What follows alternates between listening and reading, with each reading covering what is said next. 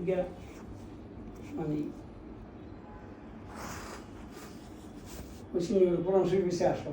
এখন আমরা এক দুজনে কি করলাম, এটা জব কোরআন শরীফ থেকে, এই কোরআন শরীফ থেকে এই কথা বানাচ্ছে। কোরআন শরীফ বলতেছে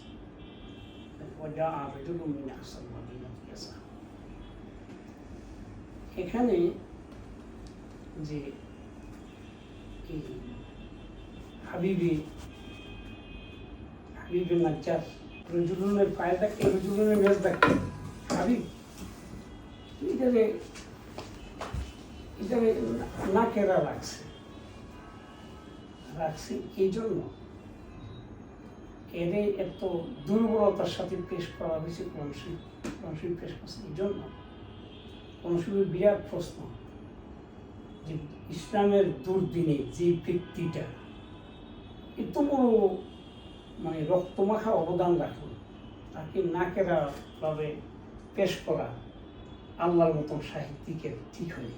প্রশ্ন, এটার জবাব, এটা সুবহানিয়তের খেলা হয়েছে, এটার জবাব হলো আল্লাহ পাক তাআলা তানকিরিভাবে তুচ্ছভাবে এই জন্য তার নামটা আনছে যে মনে রাখতে হবে যখন হক ও হক্কানিয়তের পক্ষে ছোট একটা মানুষ আসে, ওই মানুষটাকে হক ও হক্কানিয়তে বড় হয়ে যেতে হবে।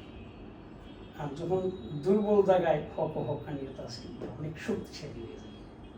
আল্লাহ পাক দেখাইতেছেন যে আমি যে রজুলটাকে নাকেরা করে উপস্থাপন করছি, এর থেকে শিক্ষা নাও ইসলামকে মৃত হালাত থেকে জিন্দা হালাতে, পতিত হালাত থেকে উন্নয়নের হালাতে যুগ যুগ ধরে দুর্বল গায়ে নিয়েছি, সবল গায় না। এই জন্য আমি তাকে অত্যন্ত দুর্বলভাবে পেশ করলাম। বালাগাতের সাহিত্যের শেষ পর্যায়ে আমি তাকে পেশ করলাম। তা আমরা এক দুইজন চারজনে আলোচনা করলে কি হবে। আপনি যখন নাকি একটা মানুষের দিকে তাকান, তখন হযরত হাজী আমদাদুল্লাহ মুহাজিরে মক্কি রহমতুল্লাহ দিকে যখন তাকাইবেন, তখন দেখবেন ইনি হলেন নাই যে সাইজ মাসটা আছে, সাইজ মাসটা এখানে নাই। এটা ছাড়া এলেম কালাম ছিল না। ওনার উস্তাদ হয়েছে ফুরকানিয়া মুক্তবেশ সাহেব মোহাম্মদ জিনজানবী রহমতুল্লাহ। জিনজানা থানা ভবনের কাছে একটা জায়গা। তো উনি মক্তবে পড়াইতেন জিনজানবী রহমতুল্লাহ। মানুষ তলাই বলাই করে অনেক সময় শাইখের দিয়ে। তো হাজী আমদুল্লাহ মুহাজির মক্কি রহমতুল্লাহ নিজেও জিরো, আর যার উনি খলিফা তিনি জিনজানবীও জিরো। টাকা পয়সা নাই, কিচ্ছু নাই, কিছু নাই। এই শুধু এই একটা যা রইল, এই একটা রইল একটা ব্যক্তি আপনার উপস্থিত হইয়া আল্লাহর রহমতে যে যত রকমের হিসাব করে সারা বিশ্বে যে ইসলামটা জিন্দা আছে, এই হাজী আমদাদুল্লাহ মুহাজির মক্কি রহমতুল্লাহ। এই হাজী মানে সেখানে সবই না, ওনার কোনো সংগঠনও নাই, ওনার কিচ্ছু না।